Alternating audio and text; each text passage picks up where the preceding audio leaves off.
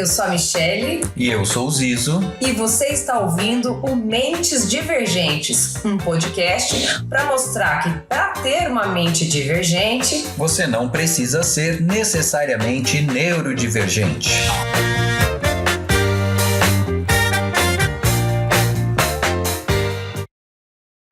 Olá pessoal, estamos de volta para mais um Mentes Divergentes e hoje o tema é capacitismo. Você sabe o que é capacitismo?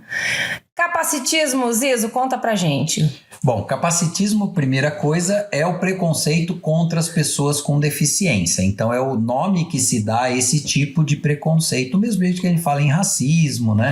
E outros tipos de preconceito. O capacitismo é a palavra que a gente usa para falar do preconceito contra pessoas com deficiência. Não se falava muito nisso, né? Isso agora tem trazido a palavra com mais frequência, com mais... Acho que as ações também têm se diversificado, as pessoas têm se defendido mais, entendido mais os direitos. O que você acha? Você acha que é por aí?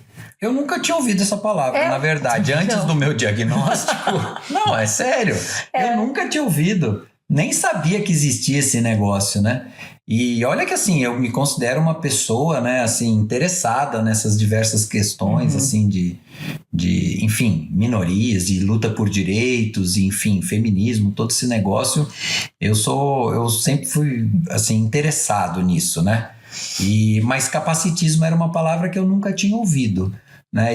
Não que não existisse, né? Não que não existisse. Eu fui ouvir das pessoas em vídeos sobre autismo aí e tal. Tem um rapaz que posta bastante coisa sobre capacitismo. E eu falei, gente, que negócio é esse tal aí que eu fui pesquisar, né? Sobre capacitismo. Eu também nunca tinha ouvido, não. Eu achei interessante agora. O que eu acho que talvez tenha sido uma diferença, as pessoas estão tendo mais acesso pelas redes sociais, né? Entendendo mais que são os direitos dela. E elas colocam isso, né? O sofrimento de situações e colocam isso no ar, e aí acho que veio nomear, olha, isso aí que você está sentindo, isso que você está sofrendo, chama-se capacitismo, e aí trouxe à luz de uma forma mais popular as pessoas entenderem esse nome. Será que ele foi por aí? Eu acho assim, por exemplo, eu sou velho, né, então eu sou de uma época que ninguém falava nada disso e o bullying corria solto, nem chamava bullying, né? Porque não tinha nenhuma conotação lá muito negativa. É horrível pensar isso. Eu tô falando da minha infância na escola, primeira metade dos anos 70 até metade dos anos 80, que foi minha época de primário, ginásio e colegial, que hoje é fundamental e ensino médio, né? E era o bola 7 pro cara, pro que era preto. O caixa d'água era o cabeçudo, aí era o gordo, bola, rolha de poço. É tudo de errado, né? Não tô falando... Os termos que existiam. Era baixinho, né? Pintor de rodapé, todas essas coisas, né? E a gente não tinha a menor ideia, ou pelo menos não se falava disso, porque a gente tem que pensar também que era um contexto social do homem não chora, você não fala do seu sentimento, não existe uma coisa de diálogo, você não tinha diálogo, por exemplo, com pai e mãe. Você chegasse chorando em casa, perigava se apanhar. Tá chorando por quê? O que aconteceu? Vou lá, sabe? Volta lá e bate no cara. Se você não apanhar lá e não bater, você bate e apanha o dobro. Apanha o dobro. Então, assim, era um contexto de que não havia nenhum tipo de diálogo em esfera nenhuma. A gente tinha 4 canais de televisão, basicamente. Sim. Né? Era Globo, TVS, que hoje é SBT, Record e Cultura. Sim. Né? Depois vem Manchete. Não, mas por que eu tô me estendendo nesse contexto histórico? Porque é fácil a molecada de hoje virar e falar, tava tudo errado, mas calma, vamos contextualizar. Sim, tinha espaço, você não tinha acesso, você nem fazia ideia. Às vezes o meu colega sofria, eu não fazia ideia de que ele sofria. Às vezes eu sofria e não ia abrir minha boca. Entendeu? Por exemplo, eu sempre falo isso, né? Eu sofria bullying sem saber que eu estava sofrendo bullying. Eu apanhava na escola e nem entendia o que estava acontecendo, porque era uma coisa, na minha cabeça, não vou dizer normal, mas era uma coisa aceitável, né? Tem os caras que batem nos outros, eu era pequeno e eu apanhava, eu sou dos que apanham, eu não sou dos que batem. Não, e ficava por isso mesmo. Você acha que eu ia chegar pro meu pai e falar, pai, os caras juntaram em mim e me bateram? Eu me lembro que uma vez 2 me pegaram na saída da escola, que uma desconhecida, obviamente que eu não vou saber quem é, certamente mãe de algum aluno, foi lá e falou: ei, o que vocês estão fazendo, não sei o quê, e tirou os 2 de cima de mim.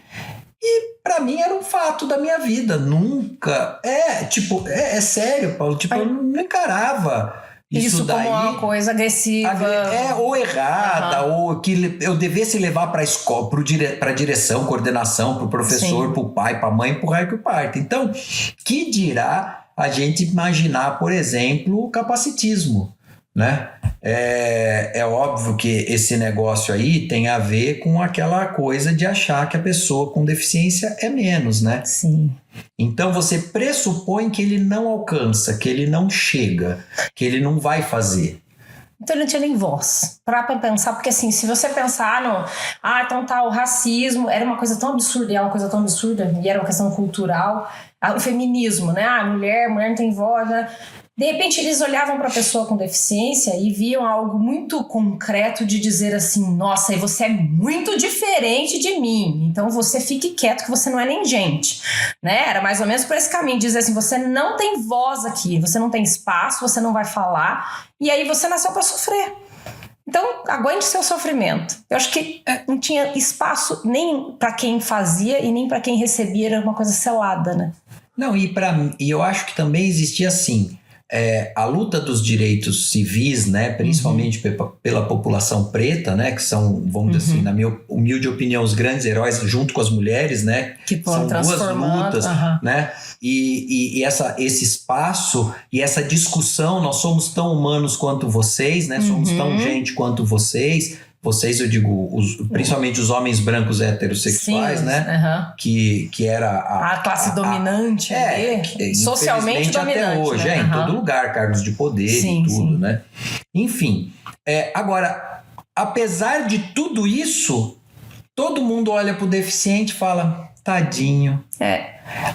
Fora a questão da evolução científica. Porque você jogava, por exemplo, as deficiências invisíveis, né? Ficava tudo na vala do oligofrênico, entendeu? Da deficiência intelectual. Então, qualquer diferencinha era o louco, maluco, e também o sistema, nesse passado mais recente, de manicômio, né? Então, pera lá, você não consegue socializar, vai, isola, vai pra deficiência Holândia, né? Por exemplo, quanto autista foi pra PAI, né? Quanto relato de, por exemplo, de pessoas que trabalharam na APAI e que depois tiveram esse ganho de consciência por causa da evolução científica, do diagnóstico, de que, nossa, quanto autista estava junto com outras pessoas que tinham outras demandas e ficava todo... Eu não estou dizendo que o autista é mais ou menos, eu só estou dizendo que é diferente. E aí cada um tem que receber uma atenção. Sim. Mas o que você fazia? Você jogava tudo lá, né? Junto, por exemplo, né? Mas eu acho que o mais grave é que apesar, como eu estava falando, apesar da evolução da discussão dos direitos civis e humanos, o deficiente continuou sendo visto como um coitado. E não é só um coitado, ou amaldiçoado, ou seja lá o que... Mas sempre como alguém que não pode, alguém que não é capaz. Por isso o termo capacitismo, de você pressupor a falta de capacidade. Não tem um braço, não pode trabalhar. Né? Tem alguma... tem uma deficiência visual ou não escuta, né? O surdo... Então acabou, cara. Isso não serve para mais nada. Ignorando completamente todas as outras características. E potencialidades, né? E Exato. habilidades. Ou seja, nesse mundo quadradinho, formatado, onde a tesoura não tem nem para destro. Só tem para destro, não tem para canhoto. E você é diferente, você não cabe. E aí eu fico pensando assim, como que isso sem a gente perceber, muitas vezes alimentado quando alguém explica sobre a deficiência para uma criança. Esses dias me fizeram a pergunta: como eu explico para uma criança pequena sobre a deficiência? E aí, sobre explicar, eu disse, o básico é dizer que todos nós somos diferentes, mas o principal é o que não dizer. Porque quando a gente diz, ai, tadinho, ai, pobrezinho, ai, ele é doentinho, ele tem um probleminha, né?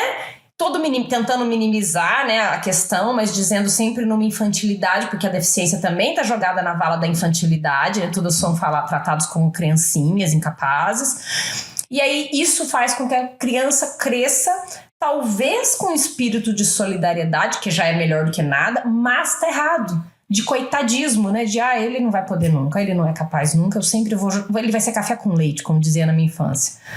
Não era esse termo, café com leite? Café com leite. Chegava o irmãozinho menor na brincadeira, deixa ele lá que ele é café com leite. Exato. Então o deficiente é o café com leite eterno. Pra sempre. Pra sempre. E uma coisa, inclusive, é que assim, a legislação usa o termo pessoa com deficiência. Então esse termo também é bem discutido, porque quando eu falo um déficit, né? Eu posso estar falando, imputando que o problema é na pessoa. E não de que o mundo não está adaptado para aquela diferença. Sim. Então eu digo, você é deficiente. Não, o mundo não está adaptado para uma pessoa que tem essa característica. Perfeito. Mas a gente acaba usando o PCD porque, inclusive, é o termo técnico legal. Então a gente vai continuar falando PCD, mas tendo essa consciência de que não é o melhor termo a respeito. Nossa, né? Perfeito. Eu acho que a gente pode frisar bem sobre isso, às vezes, porque eu fico muito angustiada com essa ideia. As pessoas sempre vêm perguntar, mas como que eu falo? E realmente, lembrar que não é a pessoa deficiente, não é o deficiente, é uma pessoa, no termo de constatação, pessoa com deficiência, mas sempre entendendo que o mundo precisa de um movimento. Porque a inclusão que a gente falou é 50%, 50%, né? Não é integração onde eles se esforçam para poder se encaixar nesse mundo aqui. Então, acho que lembrar sempre como a gente vai se referenciar a cada um, é muito importante, não é um mimimi. Eu ouço muito isso, sabe, Zizo? Mas que frescura, que mimimi. E não pode falar nada. E eu, esses dias até tive uma pequena discussão.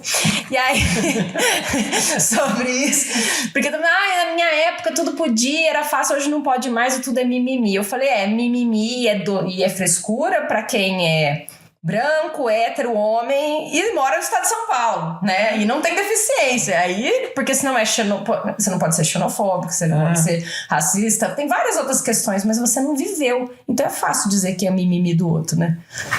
Não, isso daí do mimimi, né? É a maneira de eu não enfrentar que eu preciso me adaptar, que eu preciso mudar. Tô falando eu, a pessoa que é portadora do preconceito, vai. Aí, então, se eu te confronto com o fato de que as pessoas são desiguais, ontem eu tive uma discussão, não foi bem uma discussão, mas eu não fico quieto. Antigamente eu tomava mais cuidado, mas depois do meu diagnóstico, eu falei, eu quero mais é que se dane, eu não vou deixar as pessoas se atropelando, porque a gente também tem esse não vou magoar, mas o que? O cara falando uma atrocidade. Sim, e vai continuar falando. Porque a cota... Falei, cara, você tem que partir do pressuposto. Aí eu virei pra ele e falei assim, qual o exemplo que eu dei pra ele? Eu falei, você sabe quem é seu avô? Eu sei. E seu bisavô? Falei, se eu me esforçar um pouco, eu sei. Eu lembro 1 ou 2. Falei, joia. E seu tataravô? Você sabe quem é? Você perguntar pra sua mãe e tal, você vai saber quem é seu tataravô, não vai? Eu vou. Eu falei, você sabia que nenhuma pessoa preta sabe quem é o tataravô dele? Porque o Rui Barbosa, quando teve a proclamação da República, mandou queimar todos os registros da escravidão para evitar que as pessoas pretas entrassem com ações contra a federação para pedir indenização pelo que eles sofreram? Olha, eu não sabia disso. Ninguém sabe de onde veio. O cara não sabe de que lugar da África. Por exemplo, ninguém sabe o que aconteceu com o Zumbi. Ele foi expulso, então simplesmente desapareceu. Ele teve filhos, se não teve filhos, se alguém é herdeiro, né? Assim, é descendente, genético, descendente do Zumbi, ninguém sabe. Porque simplesmente os registros foram completamente destruídos. Eu não sei de que parte da África eu vim. Digo, eu não, né? Mas assim, a pessoa preta não tem como saber, né? Então você fala, é uma violência tão grande que dá pra você vir e querer falar pra mim que a cota tá errada do alto da sua branquitude? Eu sei que o nosso tema não é esse. Sim. Assim, pra mim, fora falar de mulher, mas assim, porque se você for falar de capacitismo, aí o cara nem sabe do que eu tô falando. Aí, não, é muito aquém. E é porque a cota afetou diretamente de alguma forma, né? Eu fico muito angustiada com a questão ainda, e a gente não é esse assunto, mas ainda também tem essa questão da cota, quando eu fico pensando, quando vem a cota para pessoa com deficiência. Aí, isso é um problema. Isso aí a cota. Desculpa te cortar. Não, mas fala. Mas é porque eu tinha até anotado isso aqui. É aquilo. Criaram a cota para emprego. Aí o cara pega um sujeito que é doutor e põe ele para trabalhar no almoxarifado. Pega um cara que é engenheiro, doutor eu digo com doutorado, né? Tô falando no termo, né? Vai pegar um cara que, sei lá, tem a formação XYZ, mas não, você entrou pela cota, eu preciso disso para cumprir. Você vai ficar... É preceito legal, então fica aí fazendo qualquer coisinha. Sim. Assistente do assistente do assistente. Que... O cara nem para verificar quais são as potencialidades, qual é a formação daquela pessoa, daquele ser humano. Não importa se eu tô vendo alguma coisa diferente nele, mas qual é a habilitação dele? Ele se formou, ele tá aqui para quê? No que ele pode contribuir? Não, eu olho, prego um rótulo no cara e digo, esse aqui é dos coitadinhos, esse aqui é dos que não servem. Eu tenho uma amiga que ela tem uma baixa visão e entra como não é cego, mas é uma deficiente visual, com deficiência visual pela baixa visão. E ela é uma exímia tradutora. Aliás, ela tem, a Ju, né? Ela tem imensas potencialidades em várias áreas. E ela tem um trabalho todo infotecnológico, então ela faz um trabalho online com diversas pessoas. E durante a pandemia teve vários novos clientes que ela não teve contato, a não ser online. E depois de muito tempo com esse cliente, o cliente descobriu que ela tinha a deficiência, a deficiência visual. Nossa, mas eu nunca soube. Nossa, mas tipo, como se fosse uma surpresa. Como que você consegue? Mas como, né? Como você não consegue entender como uma pessoa com uma dificuldade pontual sensorial pode ser tão capaz de desenvolver tantas outras habilidades? Você sabe que assim, eu sempre evito o máximo falar para as pessoas, quando eu estou falando sobre autismo, de falar para as pessoas do que eu faço da vida, né? Qual é a minha profissão. Porque eu não quero... Nossa, que modelo de superação. Superação o quê, cara? Essa é minha vida. É minha vida. Fui lá, fiz. Agora, você aí que não quer estudar, que é vagabundo, sei lá, vagabundo. Não posso xingar as pessoas também. Mas tipo, que é preguiçoso. Meio sem motivação. Uma pessoa sem muita, né? Assim, sem muito punch. Eu não gosto de palavra em inglês, né? Mas sem muita pegada, né? Uma vez um cara virou pra mim. Porque eu perdi uma tarde falando pra ele sobre concurso, como estudar. Terminou, literalmente, uma tarde. Terminou, ele... mas eu não me sinto preparado para começar a estudar.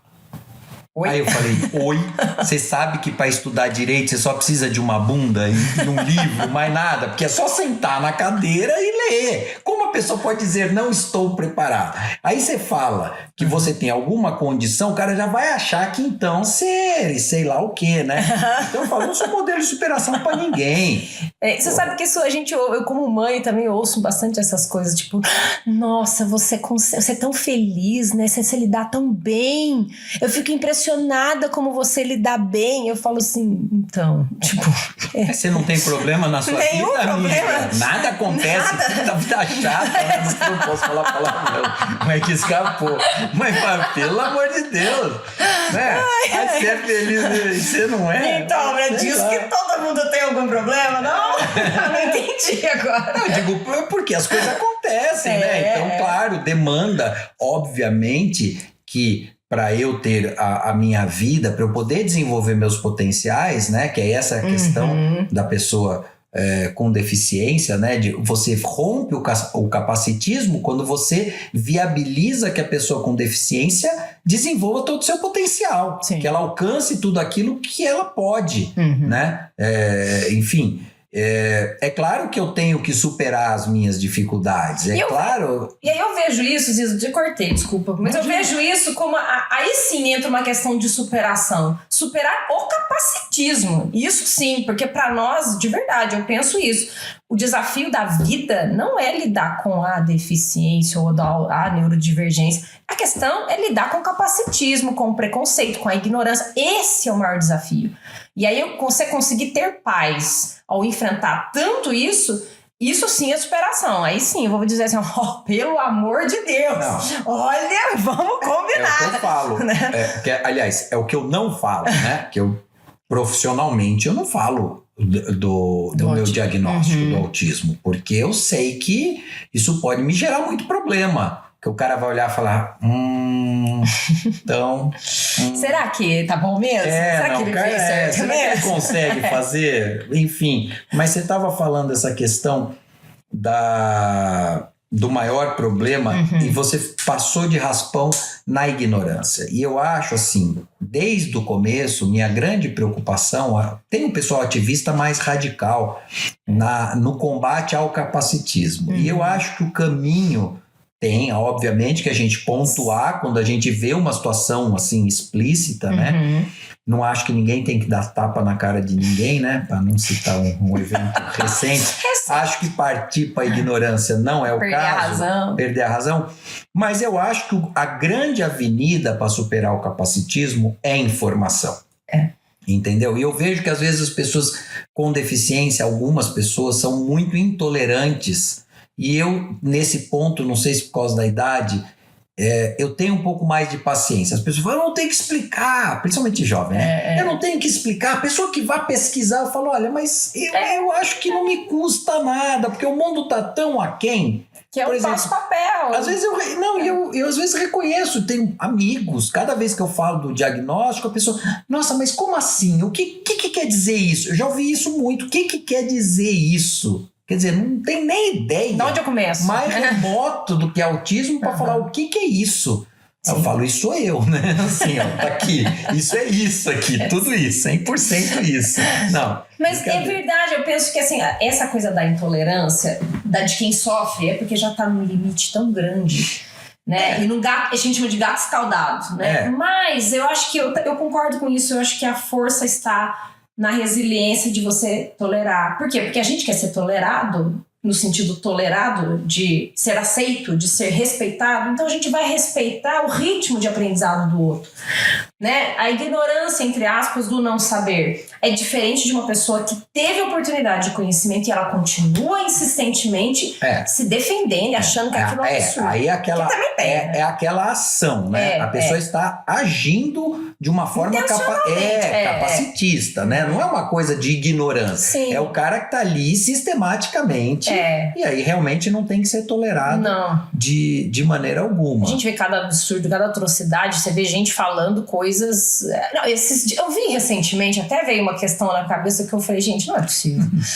Lá na Espanha, o governo da Espanha editou a foto de uma pessoa que não tinha uma das pernas. Você viu isso? Eu mandei pro pernas.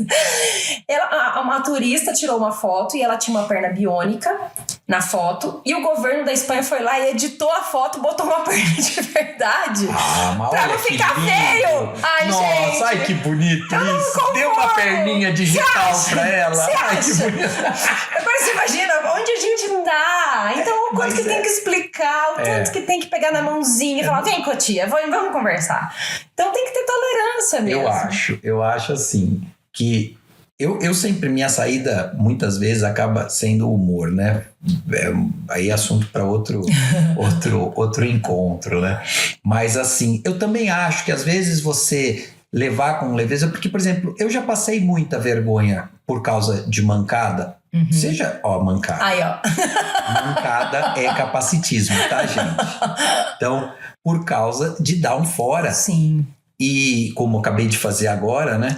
Que é uma coisa enraizada. Aí, exato. Aí eu vou pegar e massacrar o cara. Exato. Fala, você faz isso a 3x4, né? Assim, a gente se esforça, luta. Até fiz aqui uma coletânea de coisas assim, aproveitando, abrindo parênteses, que é aquela coisa, você é cego, tá surdo, e que mancada que eu acabei de falar, infelizmente. Seu débil mental, seu idiota, seu retardado, deu uma de João sem braço. Sim, são tantas coisas que estão aí na boca do povo. Na boca do povo, exatamente, na linguagem popular, e que merece esse olhar. Por que isso? Porque essa associação ao negativo, ao menos, a coisa tá preta, como vai aí na questão do racismo, né? São coisas muito... só podia ser mulher quando tá dirigindo. E aí quando vem... Dona Maria. Não sabe nem quem tá atrás do volante, chama de Dona Maria. E aí você vê esses termos, você fala assim, quem fala... Esses dias eu chamei a atenção, porque eu também não consigo, tem uma hora que vai, né? O termo retardado. Parece um retardado. Eu pareço um retardado. E eu falei, posso falar uma coisa? Eu gosto muito de você, mas não usa isso. Não, mas eu não tô usando com maldade. Eu falei, eu te entendo que você não está usando com maldade, mas reflita sobre isso. Por que isso? O que isso alimenta? Qual que é a ideia que isso continua sendo solidificado? Então, vamos usar outra coisa. E acho que é isso que é saída Até porque você estava falando agora há pouco de respeitar o estágio que cada um tá, né? Para mim, o modelo da escadinha é sempre muito, muito útil, né? Quer dizer, cada um tá num degrau da escada. Só que eu posso estar num degrau, vamos dizer assim, um pouquinho mais para cima em matéria de capacitismo, mas posso estar 3 para baixo em outras matérias. Então não adianta eu querer achar que eu sou o supra-sumo porque eu aprendi 3 coisinhas sobre capacitismo. E isso é para a vida como um todo. Não estou falando só dessas questões, para tudo, né? Às vezes vamos dizer assim, já consegue... A minha esposa, por exemplo, ela tem uma capacidade de ouvir enormes abóboras e... com, assim, absoluta educação e placidez, entendeu? Eu já tô gritando, eu já tô fazendo um escândalo. E outro dia a gente tava conversando de um seriado que a gente tava assistindo e eu xingando o personagem a plenos pulmões. E ela olhando pra minha cara, ela... Você sabe que isso é só um personagem. Eu falo, eu sei, mas pra mim é de verdade. Acabou, pá, e continuei xingando. Então, assim, todo mundo tem, né? Então, isso... do modo geral. E da mesma forma, um exemplo, estou falando isso por causa do exemplo que você deu agora, não estou falando com maldade. Joia. Mas a partir de agora, você sabe que isso tem uma conotação ruim. Então tome cuidado. Sim. Não tive... mas então não continua. Exato. Sabe? As pessoas parecem que não querem Morde aprender. a língua. Mas eu sempre falei assim, eu não consigo mudar. Como a gente não consegue mudar, gente? Existe um negócio chamado neuroplasticidade. Evolução é eterna. A gente pode evoluir até quando morre. Até quando se morrer. Então, vamos aprender sempre, pelo amor de Deus. E são cuidados simples, né? Sim. São cuidados simples, né? Eu acho também. Poder... Acho que é um mínimo de respeito pelo outro. Pra mim não faz sentido. Pô, mas se o outro falou que pra ele faz... Exato. Né? É que nem entrar em qualquer cerimônia religiosa e começar a dar risada. Exato. Aí eu falo, cara, ou você não vai... mas eu fui convidado para o casamento, então, poxa, pelo menos respeita, porque aquilo tem significado para aquela pessoa. Sim. Nada me dá o direito de rir, né? Ou, claro, às vezes você pode ver uma coisa que te... Assim, mas você não vai cair na gargalhada, não vai cutucar o outro. Fazer, ridicularizar. Né? Entendeu? Então tem um mínimo de respeito, né? Veja qual é o rito... no sentido mais amplo da palavra, daquele lugar que você está chegando, né? Vamos tomar... Sim, eu não concordo. Se eu for para Inglaterra, eu vou ter que dirigir do lado contrário da rua. E não adianta eu ficar indignado que o resto do mundo inteiro não é assim. Pô, eu vou chegar nos Estados Unidos, vou falar tudo em centímetro, em quilo, porque eu não aceito 100 libras, 100 milhas, 100 em polegada. Não, eu chego lá, eu respeito. A música toca aqui assim, né? Exato. Então eu vou tentar. Sabe que as pessoas estão perdendo a mão um pouco? Às vezes eu fico pensando nisso. Por exemplo, a gente saiu de um mundo onde a gente começou a ganhar autonomia e valorização de quem a gente é e poder ser quem a gente é. A gente está num processo de transformação, né? De aceitação de como se é. Só que aí as pessoas confundem. Não, esse é meu jeito, eu sou assim. Eu sou grosseiro e vou continuar sendo grosseiro. Não, existe uma diferença muito grande, na minha opinião, de ser uma característica, um caráter, uma personalidade, de não querer aprender, de não respeitar o outro, de ter o espaço, porque o respeito seu e seu limite acaba ali, onde começa o do outro. Então o seu respeito tem que continuar. Isso é evolução, né? E não é você mudar a sua personalidade, é respeitar. Não, e se dá o direito de estar errado. O que é tão difícil. Não, eu digo, eu tenho que me dar o direito de estar errado. Eu falo, putz, grila, vou ficar batendo o pé aqui. Não. Esse é o meu jeito, eu falo assim mesmo. Não, cara, eu acho que vou refletir a respeito. Às vezes eu falo isso. Esses dias eu falei pra minha filha mais velha. Eu falei, filha, não sei responder agora, eu vou refletir, vou pensar um pouco nesse negócio, tentar entender e depois te dou uma resposta, porque eu não sei, sabe? E a gente não tem que ter resposta para tudo, mas a gente tem que começar a ouvir o outro, né? Exato. Ter ouvidos para aquilo que incomoda o outro. Se eu tô vendo que aquilo pode ferir alguém, poxa, não custa, né? Entender. E aí eu acho que de tudo que a gente falou do capacitismo, é sempre tentando trazer a ideia de que não tem menos-valia, não tem uma incapacidade. Todos nós temos as potencialidades e as dificuldades. Tendo alguma deficiência, como se diz ou não, a gente tem alguma deficiência, nem que for deficiência de entender a deficiência, né? Eu gosto muito do termo da lei de barreiras, que tá na lei, eu não sei, provavelmente veio de algum outro lugar, né? Porque a lei não é normalmente muito sábia, ela pega de alguma fonte, mas eu aprendi porque eu estava estudando a legislação a respeito, né? Então, são as barreiras, né? E aí, para facilitar a compreensão, porque a pessoa vai falar, mas é barreira porque não tem, no caso não tem a perna, é barreira porque você é autista, então já volta pro capacitismo de dizer que eu sou menos. Então, como exemplo, eu posso dizer, por exemplo, de uma barreira de conhecimento. Sim. Né? Esses dias estava trocando o telhado lá de casa e tirou todo o ripamento e precisava, o ripamento sai com o prego e precisava tirar o prego. E eu fui lá, aí eu virei pro pedreiro e falei assim, Sidney, como que você tira o prego da ripa? Né? Era uma barreira de conhecimento, eu não sabia. Nunca tinha pensado. E eu me atrapalhando, ele falou, não, pô, peraí, ó, bate aqui, depois você puxa assim o prego. Cara, eu tirei os pregos de toda, uma pancada de ripa lá, mas porque depois você superei a barreira da ignorância, por exemplo. Então, assim... Por um movimento simples de disponibilidade. E de reconhecer, né? Eu tenho essa barreira, como eu vou superar e tal. Então, assim, em vez de olhar para a deficiência, pensar que barreiras essa pessoa enfrenta, porque todos nós enfrentamos barreiras em algum momento da vida. É que para a pessoa com deficiência, essa barreira é permanente. Ele vai estar sempre enfrentando aquela barreira. E a barreira que a gente, com qualquer um, pode quebrar, a barreira atitudinal. De dizer, não, eu vou pensar sobre como minha atitude pode estar sendo, né, vamos dizer assim, mais uma barreira ou não para essa pessoa. Porque essa barreira, como a gente está dizendo, que seja, por exemplo, a limitação motora por alguma questão, eu posso estar fazendo mais uma barreira através da minha atitude. E essa barreira a gente pode quebrar. Então a conscientização tá aí o nosso papel. Por isso que nós trouxemos nesse papo, né, Jesus? Exatamente. Que é a questão que a gente sempre fala da inclusão, né? Se eu consigo reconhecer meu capacitismo, eu me permito não ser mais uma barreira para a pessoa com deficiência. Então, numa entrevista de emprego, a pessoa chega com uma deficiência, meu impulso vai ser o quê? Cultural.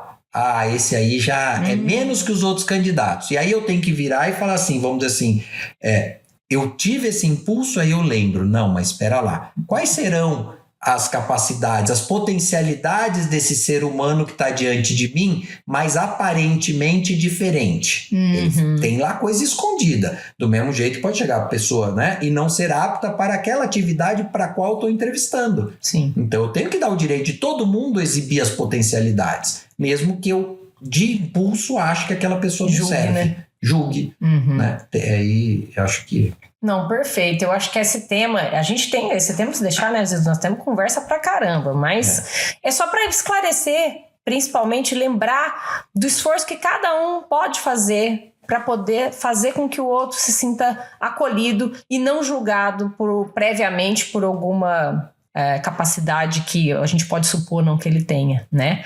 Bom, fica aí mais um episódio então do Mentes Divergentes sobre capacitismo. Vemos vocês no próximo episódio. É isso aí.